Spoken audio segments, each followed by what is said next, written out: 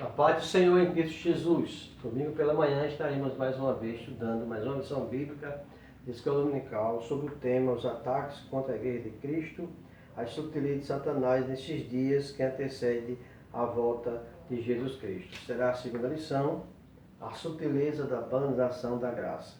Nosso textuário, porque pela graça sois salvos por meio da fé, isto não vem de vós, é dom de Deus, Efésios 2:8. A nossa verdade prática, a graça de Deus não é barata.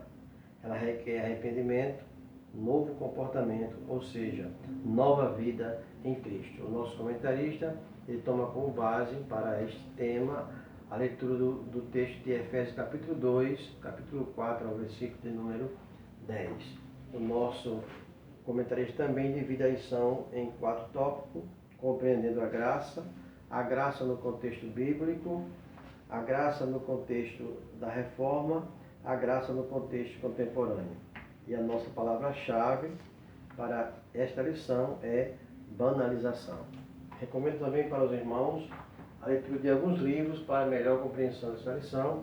Primeiramente, a Declaração de Fé da Assembleia de Deus, muito importante para compreender esse assunto. Dicionário Teológico de Claudio Corrêa de Andrade, para sabermos os termos da forma correta.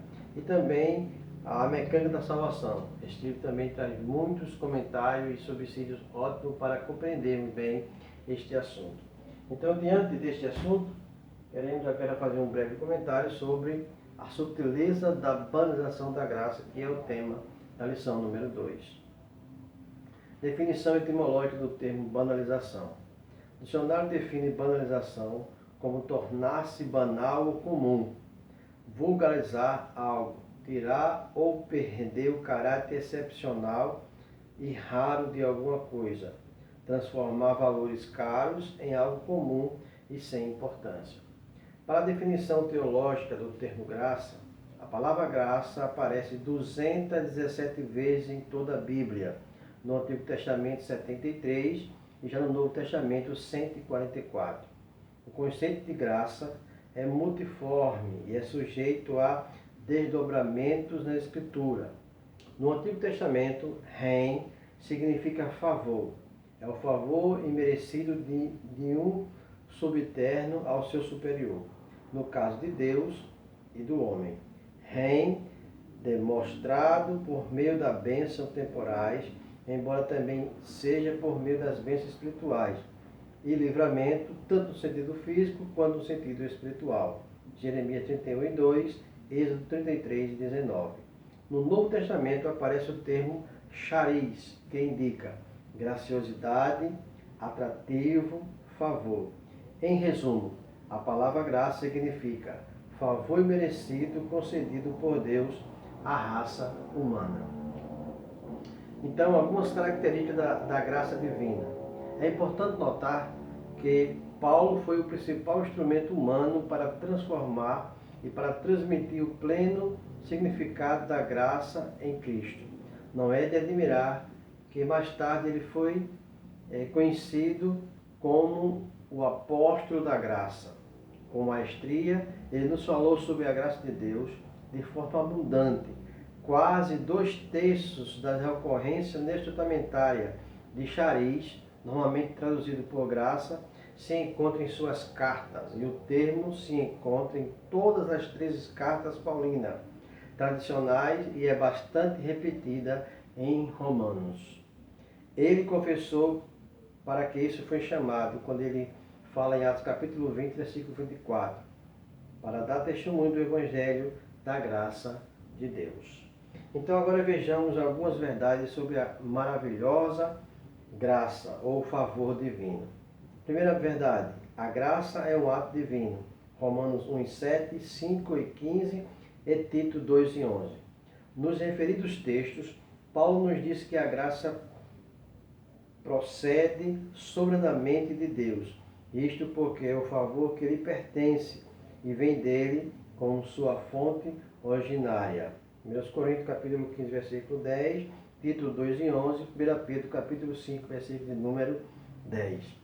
A segunda verdade é que a graça ela é imerecida. Romanos 3:24, Efésios 2, do 5, versículo 5 do 7 ao 8.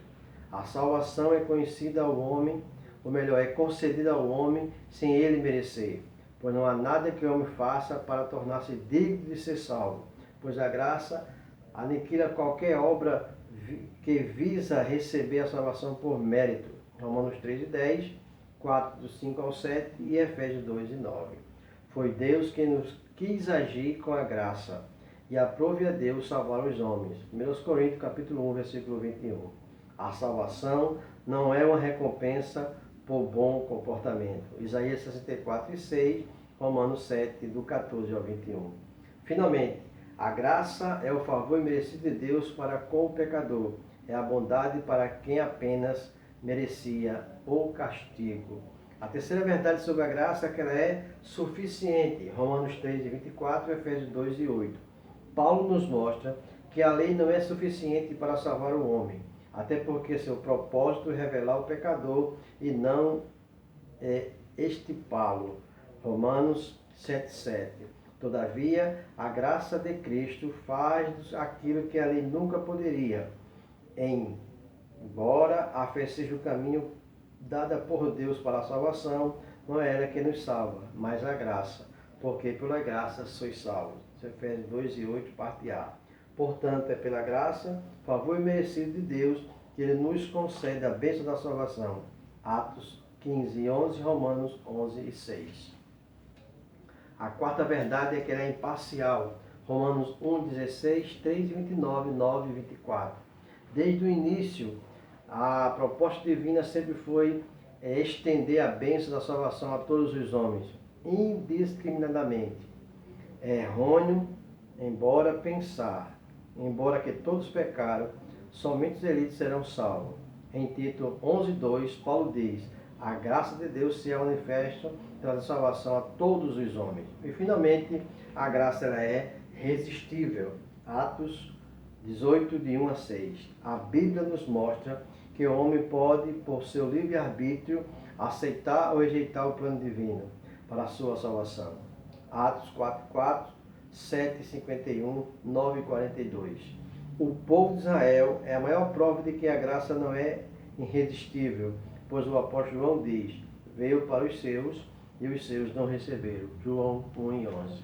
Então, que esta lição para trazer para nós muito conhecimento e crescimento espiritual, porque estamos estudando uma lição muito importante na escola dominical. Que Deus nos abençoe, em nome de Jesus. Amém.